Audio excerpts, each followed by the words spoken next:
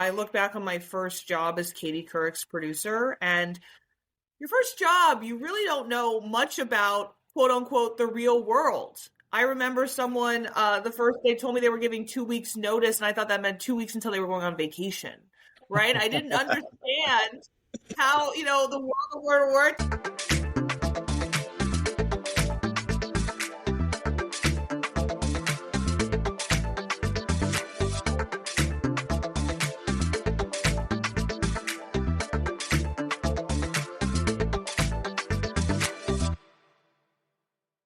Well, hello everyone, and welcome to this episode of Small Talk Window, where we have a small window of time to dispense with the small talk as quickly as possible and settle into a meaningful conversation around the world of work. And today I have a very special guest, Summer Delaney, who is CEO and founder of CollabWORK. Welcome, Summer. Brent, thanks so much for having me. Oh, absolutely.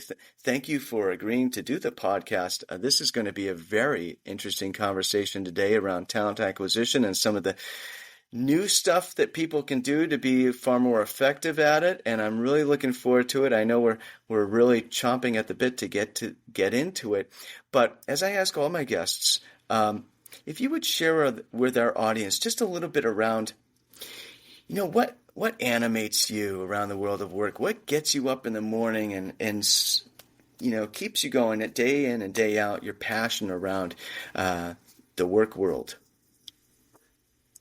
As I look back on my career, I feel really fortunate that I've always had a really great network of supporters and advocates around me and really great communities that I have been a part of.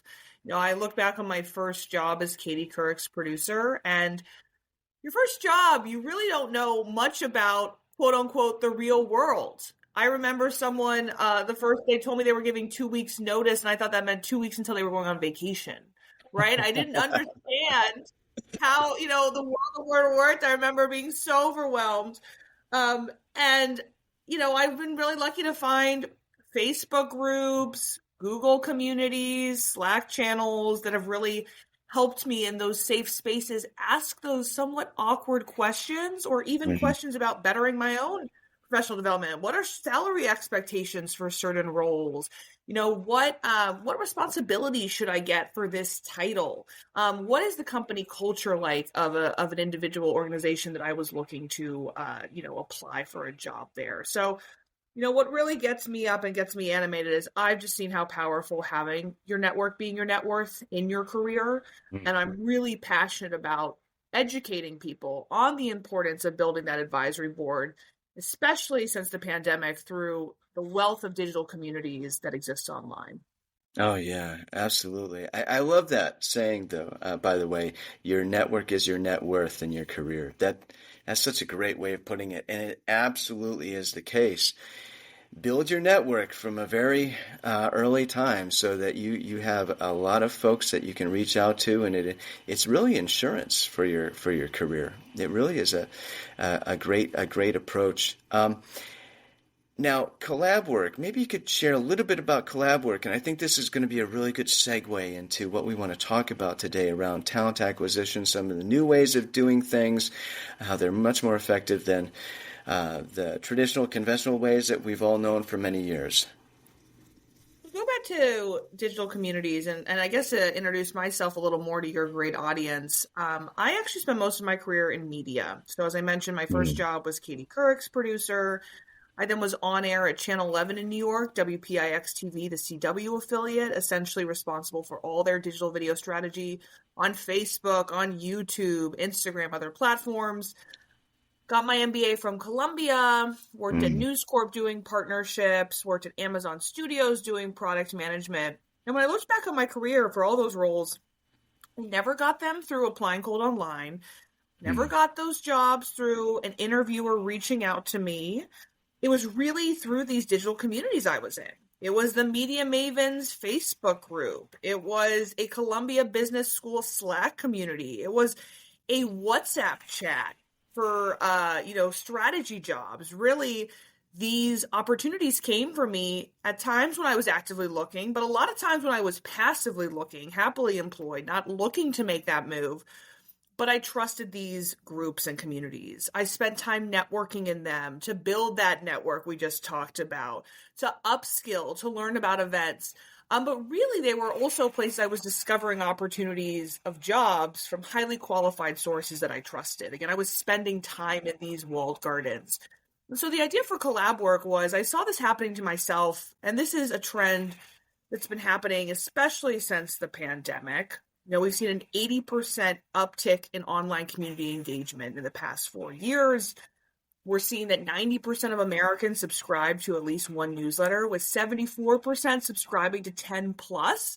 We're really seeing that we're getting our information and we're networking in new ways that previously weren't accessible. And so the idea for CollabWORK was, what if we could build that distribution infrastructure for companies to promote their jobs to people like me that might not be on job boards because they're not actively looking, Mm-hmm. but are networking in these digital communities. And so that's exactly what we've built.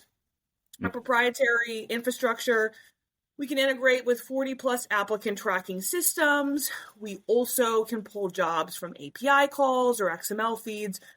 Very flexible. And once we get a jobs into our database, we analyze them based on function and industry, location, seniority, and other criteria. What are the best newsletters that these talent are reading every day? What are the best Facebook groups or Discord communities or Slack communities where they're networking? And how do we bring jobs organically into those watering holes? So it's really about getting your employer brand authentically in front of those very targeted, often more diverse and often passive candidates. Really connecting and making those meaningful relationships because candidates are trusting the jobs that are coming to the source. We're not a job board, but again, these are places where jobs are currency, and we're really bringing those jobs to those talent pools. Jobs are currency. You're absolutely right about that. And it's really interesting. This makes so much sense to do this in the mid 2020s to look back on where we've been in talent acquisition and how recruiting and all that has sort of evolved over the past, more than 20 years, really. It makes sense now. We've been through the whole advent of social media that's very much established now, and people they conduct themselves online in a much different way than they did when the older approaches to recruiting were developed, which were really kind of adaptations of this is the Paleolithic era, the pre-internet age, right? Where you had classified ads in the newspaper and this sort of thing. It was the only model we knew, and it was really exciting. Oh, now we can put all these classified ads up on job boards online, and people can apply that way. And it was an improvement, obviously, but we're way beyond that now. And folks are really kind of parting ways and joining their own little groups online where they have very similar interests, walled gardens, if you will. And those are the places, like you say, those are the best places to reach folks, and with a value add, right? Not just kind of like, spraying a bunch of jobs at them, but sharing jobs that would be interesting to somebody who isn't necessarily looking, in a way that is engaging and informative. That to me just makes a lot of sense. Maybe you could elaborate on that a little bit. Yeah, Sort of the history. I'm really lucky to have some great advisors, one of them being Josh Akers. And he, one time when we were talking about CollabWORK, said, it's not about spraying and praying, it's about posting with purpose. And I really think that sums up what we're doing and really what people are looking for. I think in the age of, vast niche job boards that were being developed, and, really focusing on niche audiences, it got to the point where there's the beauty of our industry is we can integrate so quickly with different players, but your job was going everywhere, but actually not reaching anyone you're trying to get a hold of. And you're paying for clicks that are not qualified leads. And so really what our value proposition is, to your point, Brent, is about This episode is brought to you by LinkedIn. Healthcare professionals can lead their careers with LinkedIn. Discover jobs by specialty, preferred shifts, and even desired salary. From mental health therapists to radiology technicians, it's now faster and easier for healthcare professionals to find the right fit. Learn more at linkedin.com/healthcare. Side effects may include faster job placement, improved work-life balance, and increased career satisfaction. How do you intentionally meet the right candidates that are the right fit for your organization? And really, as companies realize that human capital has never been more important in their business strategies, how are you getting the right folks that can grow at your company, that can stay at your company, that can add real value? There's all these studies that people that are finding jobs on CollabWORK, again, we're bringing them to industry-focused walled gardens, whether that's a newsletter like the Morning Brew, where we're their exclusive job provider, whether that is a serial marketers, a Slack community, whether that is women in climate tech, right? We can get very specific on the types of candidate pools that we're reaching. And again, people that are in these communities, there's all this data that because they're taking their own time to invest in themselves, right? Their company's not making them subscribe to these networks. They're innately interested in upskilling, in networking with peers, in participating in these kinds of forums. You're just getting a candidate that has data proven they're more likely to be promoted. They're more likely to stay at your company for 2+ years. Again, you're getting qualified candidates, but also employees that are going to stay at your company longer and grow at your company.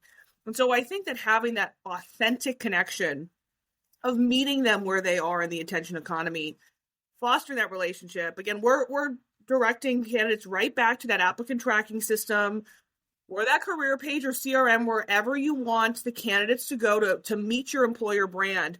We're just really that distribution tool that's bringing your jobs and your content and who you are to those networks and starting those kind of authentic relationships. Oh, yeah, that's a great point. And absolutely. And you mentioned something there, you're bringing those well, I think I'm adding this, but it's what you meant. You're bringing those qualified leads to the ATS, right?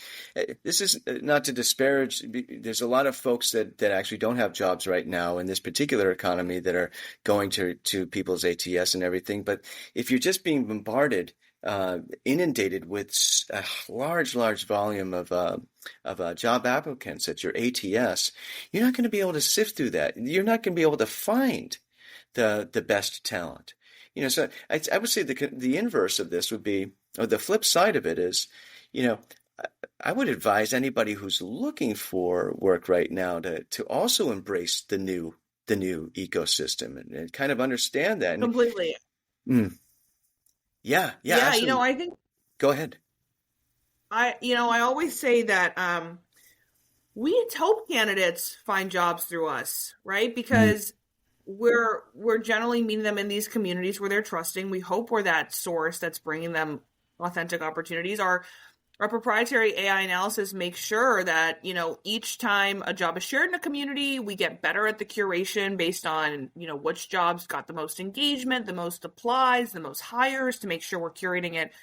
But I also always tell people that we're not the only job provider in these communities, right? They don't let vendors in, but they oftentimes have hiring managers in those communities. So a company, if you're looking for your next, let's say, product manager role, joining professional communities focusing around product, there are a lot of hiring managers in there saying, I'm looking for my next rock star on my team. DM me, email me. Exactly. Here's a direct lead to me, right? And so we actually have a feature on our app called Community Connect that if you sign up as a talent user, you can search through our database of communities to find different networking groups. Again, we're hoping you're finding our job because it's on our platform, but we're just as happy if you find a job through a community we partner with and you really become a value-added member of that network.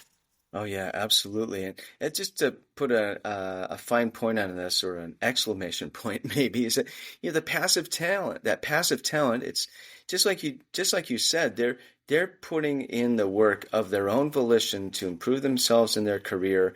They're happily employed somewhere else, but they are open to new opportunities.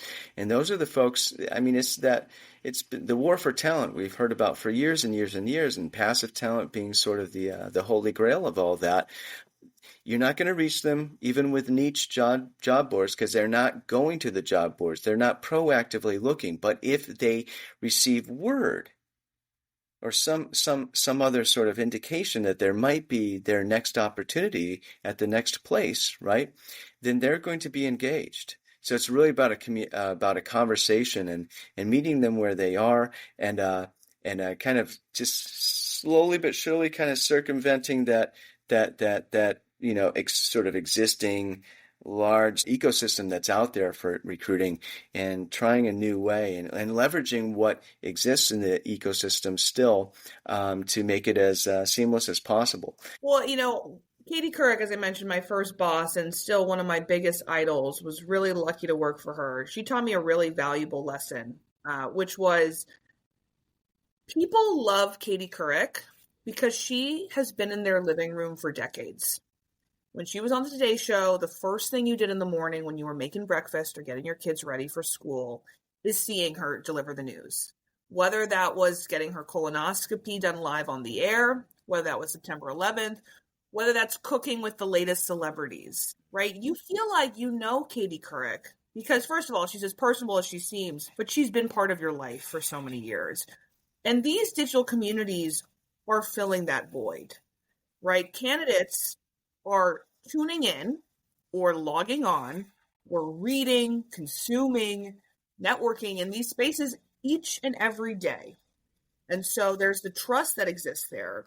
They're 89% more likely to click on a job if it comes from a community than a cold inbound. And so it's really, to your point, about building those trusted relationships, bringing the jobs to them from those platforms that they trust, and then beginning that conversation. Absolutely, absolutely. Couldn't have put it better myself.